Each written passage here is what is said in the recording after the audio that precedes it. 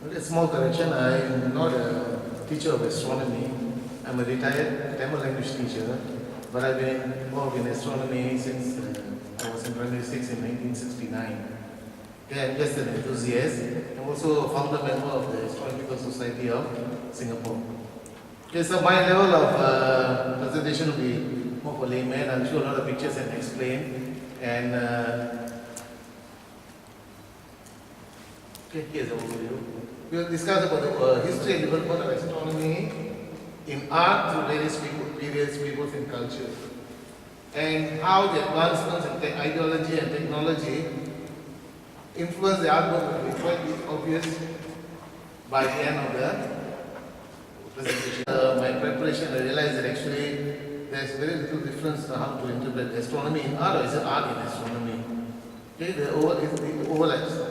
We'll start off with archaeoastronomy art, then we go to the cultural astronomy art, development of scientific visual notes, imaginative artistic renditions, evolution of astrophotography and astrophotography artist groups. Okay, art is one of the oldest forms of expression by human beings. Okay, at the simplest form, art is a form of communication. The science is actually the oldest of the natural sciences. Okay, dating back to antiquity, the origins in religious, mythological, astrological practices of prehistory. The astronomy started with the ancient shepherds, okay, who, after shepherding in the night sky, they look up and see the stars, and to pass time, having no internet or Facebook those days, they could only create their own stories looking up at the stars.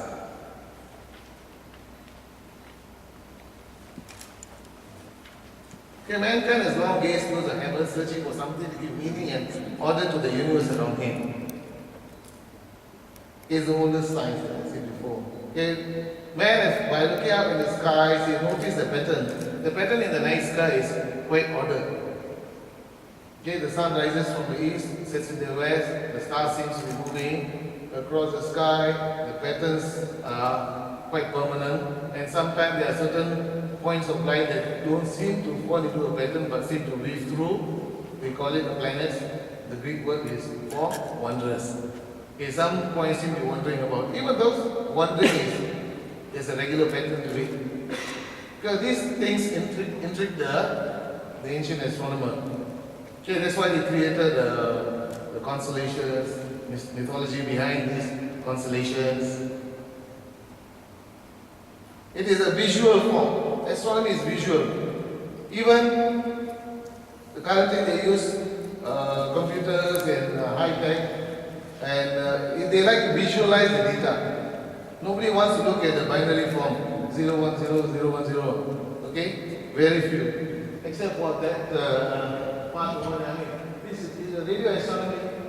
This is the printout. It takes an expert to identify this. This was a readout in 1977. That radio astronomer, by looking at these 6 numbers, he circled it and wow, because this is not natural. It's supposed to be an intelligent radio signal from intelligent form. It's either from, but they look at that position, there are no stars. Until today, they are still investigating. They have never caught this signal again. But nobody wants to see these numbers. I mean, anybody else see the numbers, they won't understand anything. So scientists give, like they convert these symbols to these numbers and come out with these kind of pictures.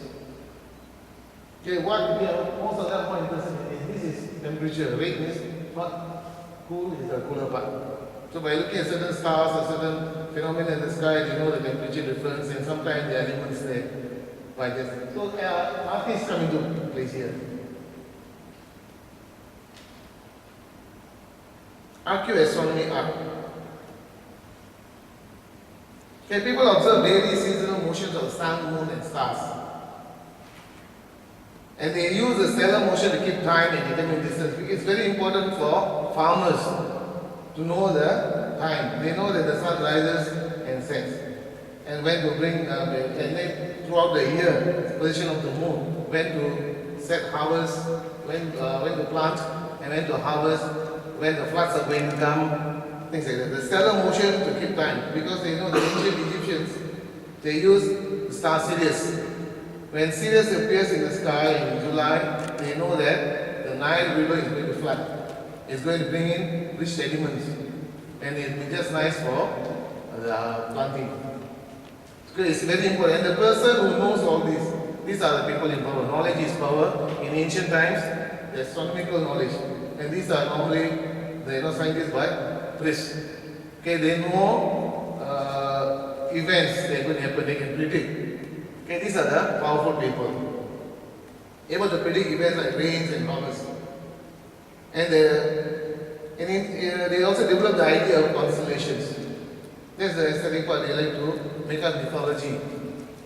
Okay, the Orion is there, and Taurus is there, and they realize, they notice that when Orion is in the sky, you don't see Scorpio. Scorpio is just opposite. So the mythology behind it is Orion, Zeus sent the scorpion to sting the hunter, Orion the hunter, and the constant chase going on. When the Scorpio rises, Orion sets. When Orion rises, the Scorpio sets. So you can never see Orion and Scorpio in a nice way together. So using these features, they come up with mythological stories. And worship of celestial events, appearance of comets, eclipses. These are, and appearance of certain, like I say in the series, certain stars when they appear in the sky, it's important. The North Star is always perpetually in the same position. It played an important part in a lot of cultures, especially the Egyptian culture. Okay, and this painting is supposed to be more than 16,000 years ago. When it's first discovered, not much was noticed, but later on they saw that actually these points and this point, these are representation of stars. Actually, this is the oldest planetarium. Actually, this is the oldest planetarium. This is the current sky. See this Orion, three stars here, and the Pleiades, the seven sisters here. So this is actually one of the oldest astronomical paintings. Okay, another, here we have more constellations of Gemini, Orion, Taurus, and Leo. The same cave paintings. They have lithographic and stone paintings. So again, all on astronomy. They are still studying. Some of them have already proven. Like for example, this star map is supposed to be the summer triangle. In summer, when you look up in the sky, three bright stars are very obvious. They call it the summer triangle. Okay, this is a representation of that summer triangle. And because this knowledge is very important it could relate with people, society, knowledge is of the night sky is important, and it is transferred into religion. Here we got the cosmology in different societies. This is a painting of it's the Egyptian cosmology. Okay, according to them, the god Zeb is supporting the goddess Nut who represents the heavens. This is the stars. Okay, there is a nice sky, but surprisingly, if you look at this painting, at this photograph of the Milky Way, you will see a similar arch. This is a 180-degree photograph of the Milky Way. Okay, artistically prepared way. And how I think I believe is in Holland. Okay, if you look at this. Okay, now we come to see, it's funny, but he explains a lot of things. Of course, this guy is painting that the sun, earth going around the moon. It's all nice. It's a wonderful idea, but can't we have something a bit more poetic? There's balance and a kind of photograph holding and see a telescope. It's true, because this is what society wants. They do not want binary numbers. They want to represent symbols, which they can understand. So the artists come into the picture, and they will provide them with such pictures. pictures, how to interpret the sky, the symbols. They come up with symbols. Okay, it is a Hindu cosmology where this circle swims in the eternal sea. On the back will be 4 elephants supporting Earth. Okay? And another Hindu cosmology where they say that every universe is covered by 7 layers: earth, water, fire, air, sky, and total energy, all zero. The surprising thing is they have mentioned multiverse or universe. And this is written in the Bhagavad Gita model 1,500 or 2,000 years ago. The Chinese ancient yin yang. Okay, where they have the universe, their cosmology is the chi, the energy.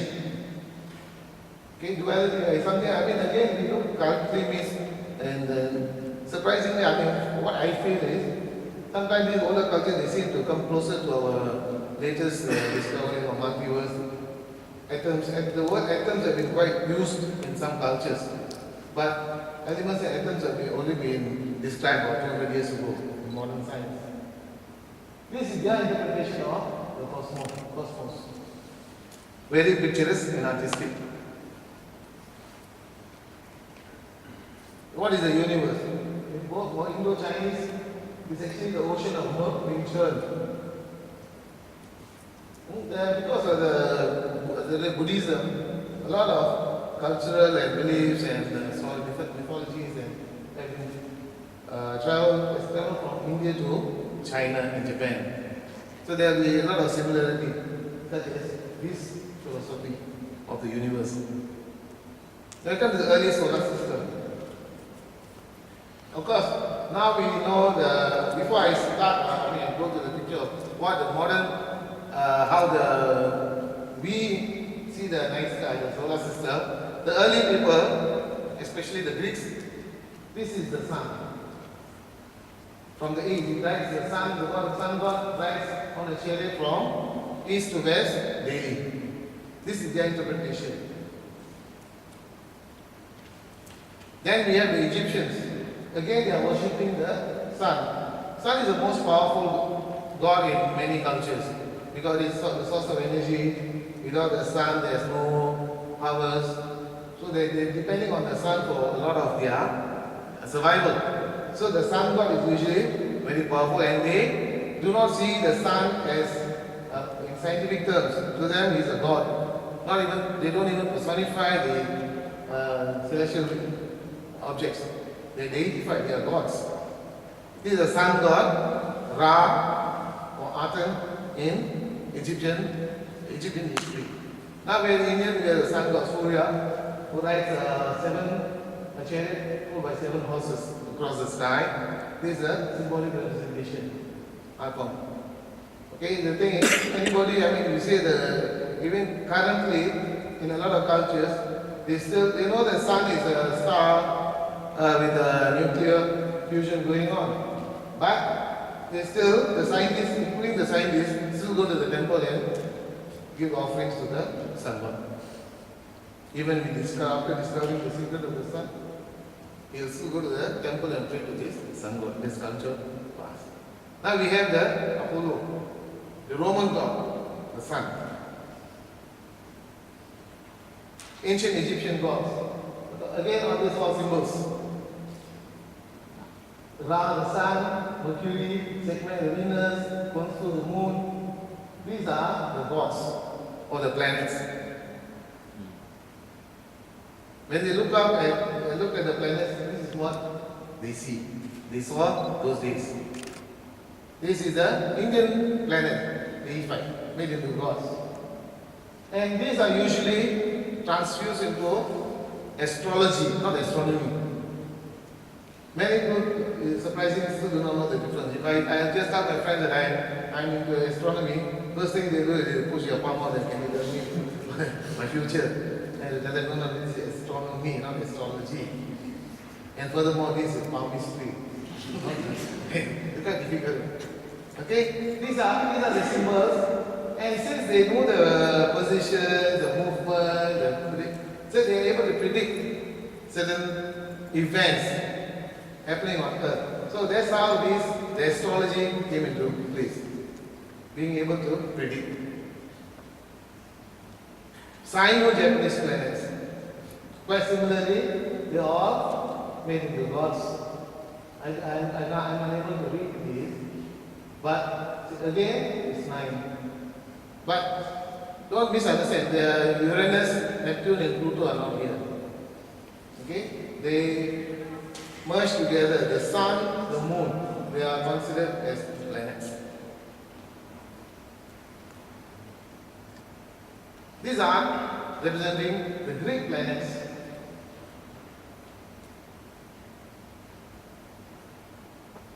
Again, all are made relevant, symbols for the normal people. The Roman planets again. This is a modern painting artwork by Michael Whelan. Extremely modern space artist. Representation of all the planets, the Sun, Mercury, Venus, in very attractive paintings. Actually, these are the planets. But I think the earlier planets, the representation, the symbols related more to the society than this. Of course, now in current time, people are more interested in this. And this is interesting. Note that the size of the planets are in proportion. This is Jupiter, the size of Jupiter, which is Earth, compare the size. This is Saturn, compare the size. Okay, even this picture is artistically rendered. Okay, accurately, but still artistic. These are the orbits, again accurate, how far the planets are away from the Sun. It's through these pictures that normal people who are interested in astronomy can know about astronomy. Okay, now we come to medieval Western astronomy. Where astronomy and the beliefs were quite, actually astronomical even knowledge, the geometrical progression. Until 500 years ago, people still believed that Earth was the center of the universe. The sun, moon, star, everything went around the Earth, surprisingly, until 500 years ago. Okay, Ptolemy, Aristotle, these are the old scientists who created such these scientific thoughts.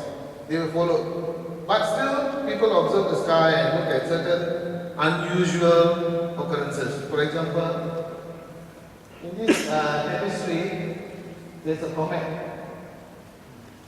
And they were saying King Harold is going to fight William the Conqueror. He sent out, they were looking at the night sky, how the astrology to predict is Harold going to win. And astrologer said, no, the comet is in the sky. Yes, comets are symbols of bad luck, therefore you are going to lose. So in 1066, William Conqueror won. But actually, the comet was built up for William the Conqueror.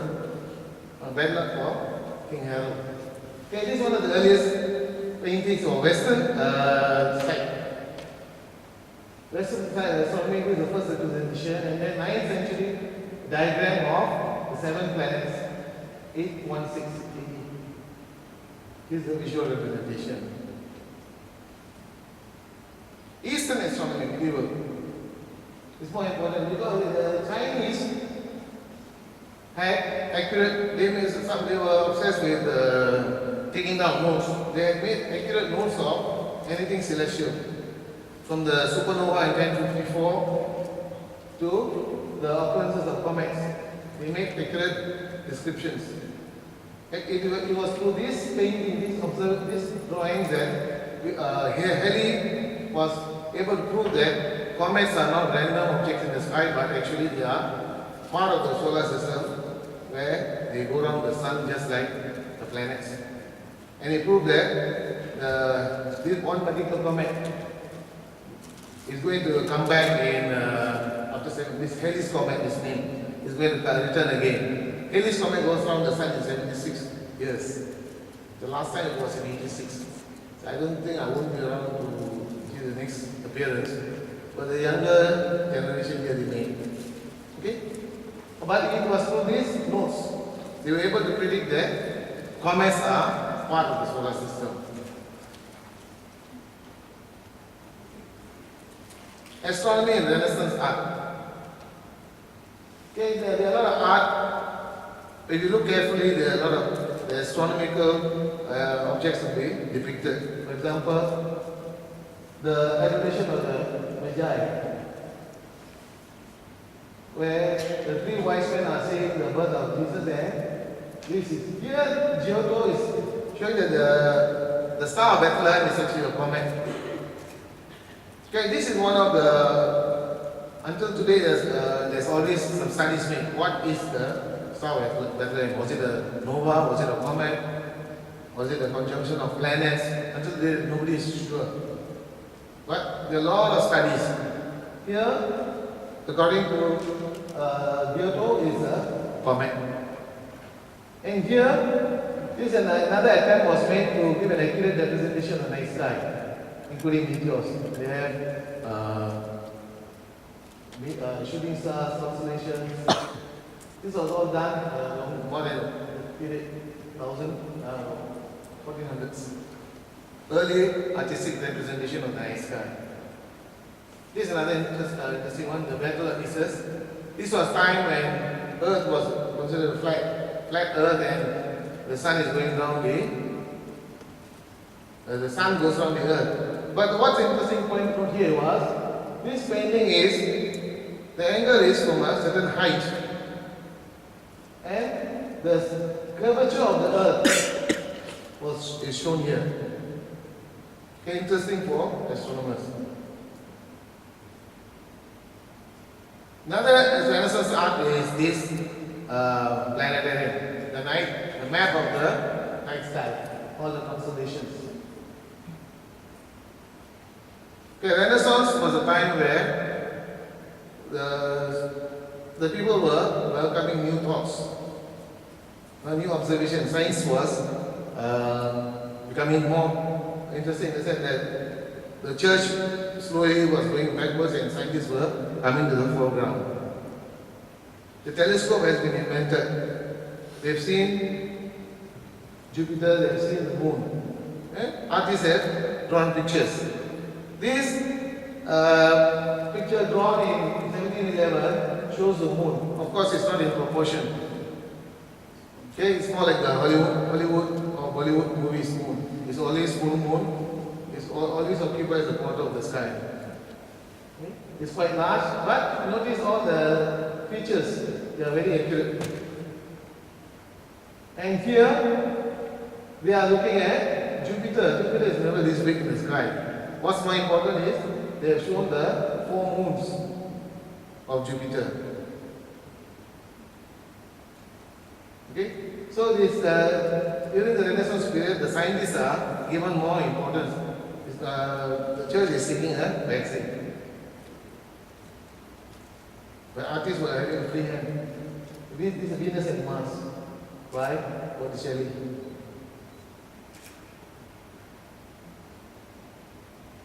Now we come to the development of scientific visuals. As I said, the telescope has been invented. Scientists are getting more ambitious in a sense. Galileo, he was the first to use the telescope, revolutionized the astronomy in the general public, in the sense that he proved that the moon is, before that everything is perfect. The night sky is God's creation, everything is perfect. All the planets, everything moved in perfect circles. The moon is a perfect, they describe the moon's face as the moon, your face is as pretty as the moon. I don't think any guy can dare to say that now. Okay? I don't think anybody wants to know that the face is like this. But this is how the moon looked through the telescope. Galileo proved that the moon is not smooth, but it's got mountains and craters and valleys. And then he drew. These are the earlier artistic paintings of the accurate representations. These are scientific notes.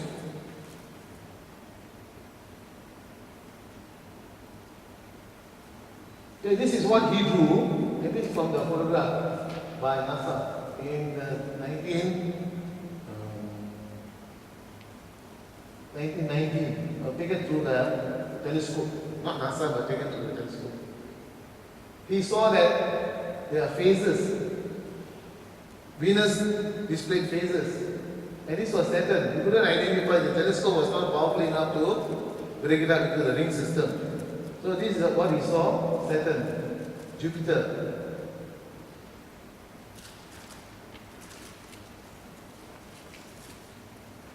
This is the first atlas of the moon. 1647. Again they drew, it's quite accurate.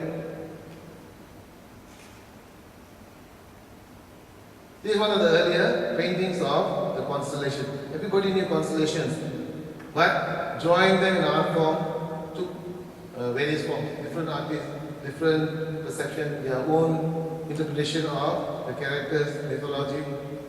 Okay, this is the constellation Argo Navis, drawn by Johannes Hevelius in 1619. Currently, this constellation is in broken up into different smaller constellations.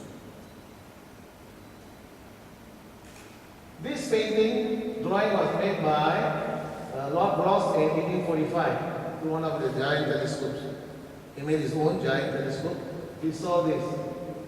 Of course, they couldn't understand what these are. These are galaxies with billions of stars. No. They just drew what they saw. And this is the photograph taken of this by the Hubble Space Telescope. Quite accurate. But this was in 1845. This map was done by Giovanni Schiaparelli. It's very interesting because the Italian wrote, he saw that these are from the pole, they are polar ice. So telescope, they know that there are white spots there, and polar caps, meaning ice caps. And there were lines coming down. Actually, you can't see most of them now. Somehow he saw, and he drew it. And he named it in Italy as channels, but the translation they put as canals in English. Canals means made by intelligent beings. That's when the Martians came about. After this, all the War of the Worlds and all the intelligent being in Mars stories came about. Okay, this was the start. But surprisingly, nobody sees this now, even with the best of scopes. Okay, the astrophotography, this did exist in the early 19th century, but those are very basic cameras. They cannot use long exposure. Therefore, hand drawings were still practiced. Artists peered through the eyepieces and drew pictures. This is the Orion Nebula. I try to remember this because afterwards I'm going to show a few more pictures. How technology improved the visual representation of this nebula. This is one of the earlier paintings of the great nebula through a telescope. Okay? It used to be 9 planets, but now it's 8. Okay, any book, any astronomy book written before 1980, you can safely be said is totally outdated. All the information. Advancements in astronomy is in a geometrical progression. Okay, so any book, if you are serious in astronomy, forget about any books published before 1980. Even 1990 is out. Now we have only 8 planets. That doesn't mean that Pluto is no more than disappeared. It just means it's been classified as minor planets. The only reason is because after Pluto, which was supposed to be the last planet, they started discovering other planets beyond that. Quite similar. Terrestrial planets are Mercury, Venus, Earth and Mars, rocky planets. So they classify. After that, we have Jupiter, Saturn, Neptune and Uranus, Neptune. These are gaseous planets. They can be classified as gaseous planets. Then came Pluto, quite rocky again, smaller. Similar looking planets were discovered. So now they're classified as trans-Neptunian planets. Okay, so it's not no more there. It's a planet, but minor planet. Again, look at the size. These are proportional. Okay, now I'm going to take only one. I don't have time, so I will just go to one planet, Mars, and show you how the visual representation of Mars improved throughout the ages. This is the first by the biggest telescope on Earth. One of the biggest telescopes on Earth, taken of Mars. This is the best photograph for a long time. And this is a photograph taken by Hubble Space Telescope out of our atmosphere. So the photographs are better, higher, clearer. Then this is a photograph taken by Voyager spacecraft. This is a Chinese artwork on the constellations. They saw different things. What are asterisms? Asterisms are star patterns within a constellation. This is a big bear, Ursa Major, constellation in Ursa Major. But there's a popular asterism within it, a big dipper. Extremely important to people those days because extension of these two stars will point to North Pole. So in nice if you are travelers, whether on deserts or in seas, you want to find North, easy. Just see this, here, it does extend, that is North. But not everybody saw, every culture saw the Big Dipper. In different cultures, the British, Southern France, Pony Indians, ancient Maya, Hindus, Egyptians, all saw different. Their imagination different. These are different. Interesting. The runaway stage in USA because they use the north star to run away to north. The southern slaves were running away to north. To them, this was an important signpost. Orion is an interesting constellation because in many astronomy enthusiasts' opinion, Orion and Scorpio are the easiest to identify constellations. Every culture has their own constellation mythology. Orion is observed by a lot of cultures. All they see different. Their mythological so they see different objects. Not everybody saw a hunter. This is a drawing of in Japan drums.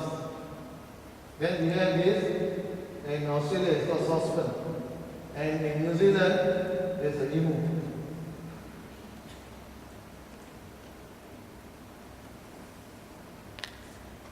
Okay, Orion in different cultures. Run through. These are all artwork, but same constellation. In Arabic, picture of Orion. Actually, Orion, this is what you see. High resolution photograph. This is actually is there. Only the astrophotographers can give you this view. In ordinary, with your digital camera, you can see Orion. These stars, the sword of Orion, the belt of Orion. Okay? These are Taurus. The old picture you saw in the cave, that is there. Okay? This is a picture taken by former Vice President also. Orion cave. But it's upside down because it's taken in New Zealand. See? The belt is here, the sword is up. I just quickly go through Andromeda, one of the interesting constellation, Andromeda throughout the ages. I'll go through, it's a chronological arrangement. Just look through the picture. Enjoy it.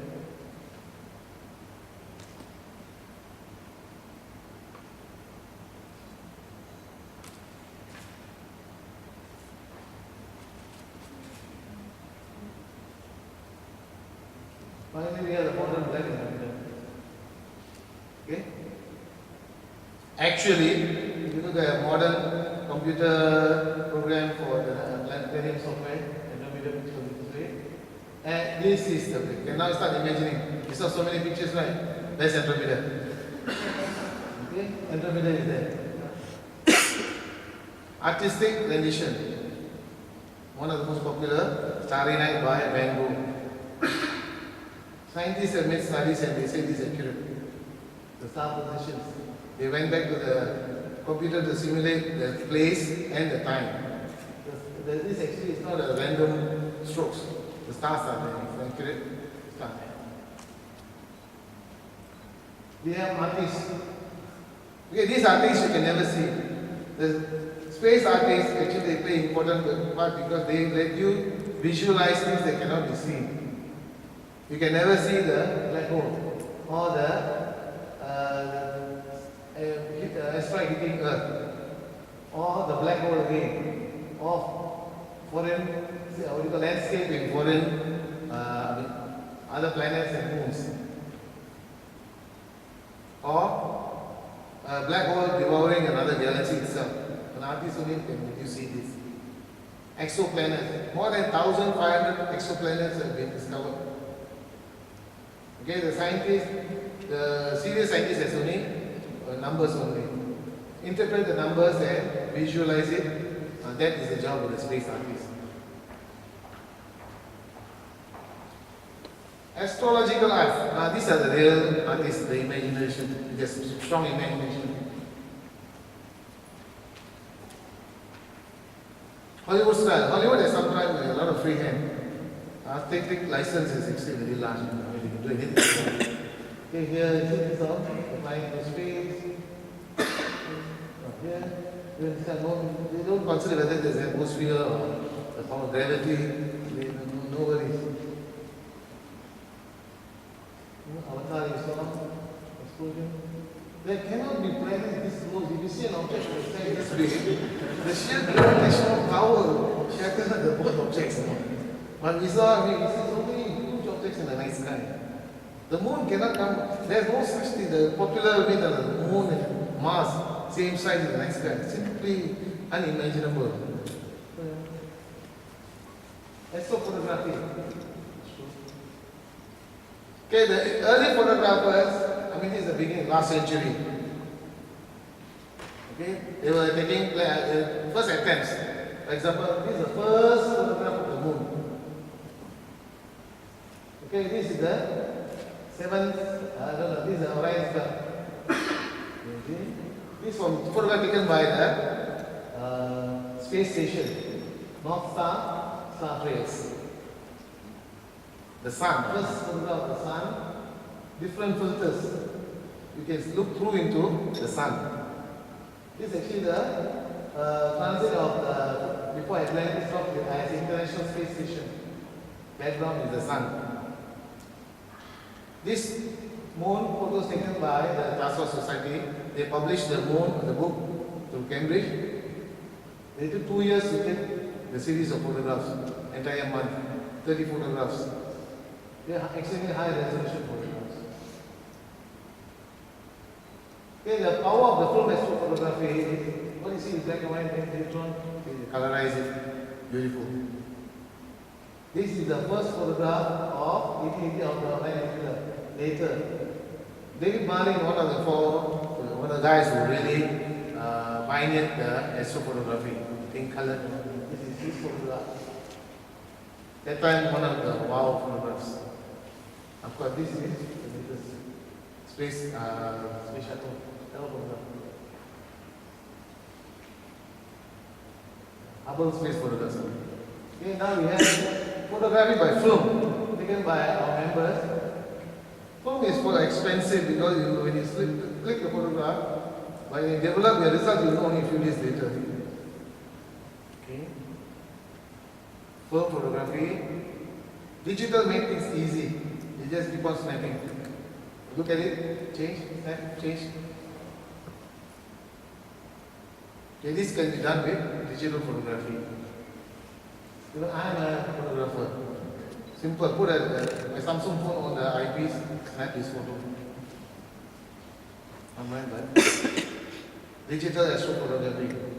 Aesthetics, more important. With CCD, let us say computer takes over. This is how you colorize it. You can get a lovely photograph. Milky Way, same Milky Way, but the landscape, the backdrop is different. These are excellent photographs. Too bad Singapore, you cannot see the Milky Way. Those of you who got a chance to go to Australia, places where the dark sky, enjoy the Milky Way.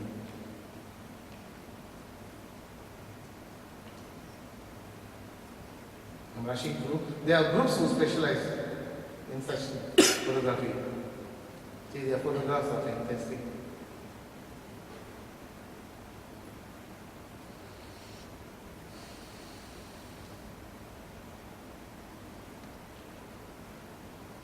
Okay, this the area is 10 times smaller than the full moon, but 10,000 galaxies are there. Except for those those are stars. The remaining points are all galaxies. 10,000 galaxies in the space, 1/10 the size of the full moon. This is a lovely photograph by Hubble Space Telescope.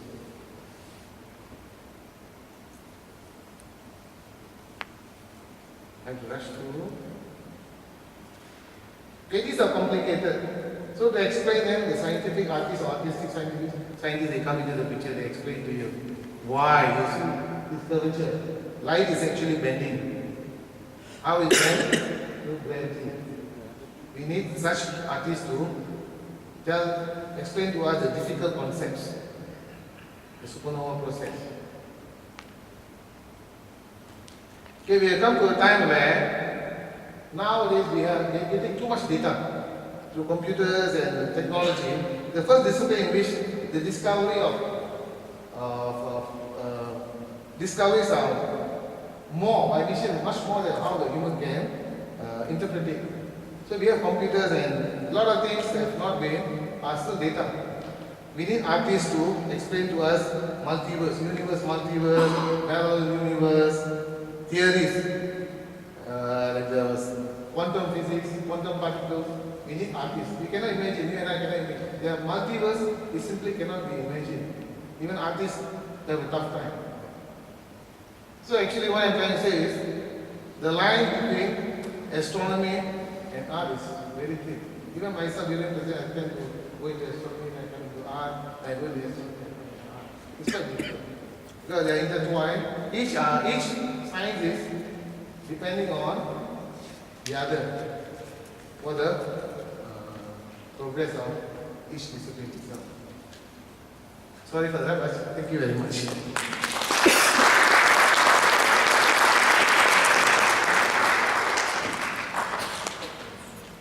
Thank you so much for what a fantastic kind of tour through from prehistoric times right up to kind of the contemporary moment. Thank you so much. Whilst we're setting up for our next presentation, we've got a couple of minutes for immediate questions or feedback that you might have from this amazing and illuminating presentation. Has anyone got anything that they would like to ask while we set up? Yes, we've got a question at the back there. You might have to yell out if that's okay. I don't know whether you touch or answer this question directly, but is there a difference between art and science? Art and science are both. Art represents what you discover in science. Sometimes certain things you cannot see. It's easy for the artist, the mind is great. The artist's mind will give some aesthetic form to the scientific data and present it through his skill. So that's what I do. Most of the stuff you cannot imagine. But the artist, through his skill, he will interpret the data and make you see what things that cannot be seen. Is there anything that lies in between the two though? Between the two. You talked about artists, you talked about scientists. What about scientists, artists? Artists, scientists? That's what I want to say. Currently, we have a new discipline, I would say, that there are some artistic scientists and there are scientific artists. I think this is necessary because the time has come that the scientists, there are no more people, there are no astronomers who actually peer through telescopes. All the major telescopes, all computerized. He doesn't need to go to the mountain top and shiver in the cold. He'll be in his office below through computers. The computer will crunch the data, and the artist's job is to make sure to interpret the data in a visual form, just like in astronomy. So we need, actually there are, people are, in fact the later speakers are going to prove that there are artistic scientists and scientific artists. That's the new job, a new career, I think, most of them. They have developed, most of them developed. for that fantastic presentation, and we would hope being the Science Museum that the confluence point between art and science is something that we continue to express. And I love the idea that we've heard discussed this morning, that it's